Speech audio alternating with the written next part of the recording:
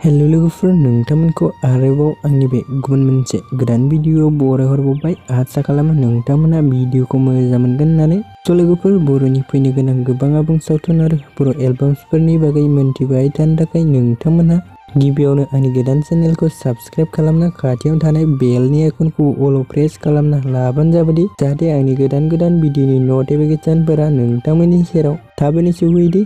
स' लोगोफोर, आं दिनै मोनसे अफिसियेल बड' मिउजिक भिडिअनि सायाव आपडेट लानानै फैदों।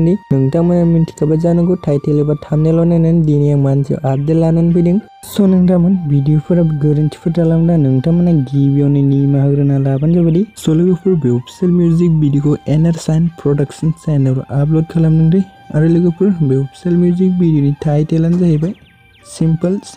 स' नोंथांमोना जुदि बे अफिसियेल मिउजिक भिडिअखौ दासिमबो जुदि नायाखै, अब्ला आंनि चेनेलनि गेजेरजों नायनो हागोन दे लोगोफोर। भिडिअनि लिंकखौ आं डिसक्रिपशनाव होनानै दोननाय जादों दे। स' लोगोफोर, दानिया फैदो दे बे अफिसियेल मिउजिक भिडिअ गुबै सोरनि फाव खालामनायखौ जों नुनो मोनगोन होनब्ला राहुल आरो निजु रानी बसुमतारी दे लोगोफोर।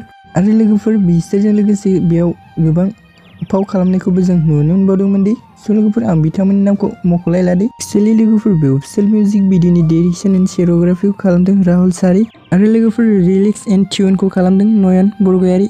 आरो लोगोफोर, बे अफिसियेल मिउजिक भिडिअनि मेथाइखौबो रोजाबदों बर'नि मुंदांखा सिंगार बिथां नयन बरगयारी आरो पुर्निमा बसुमतारी दे। भिडिअखौ बेखिनिसिम नायनायनि थाखाय नोंथांमोननिसिम रोजा रोजा साबायखर थाबाय दे। गोजोन्थों।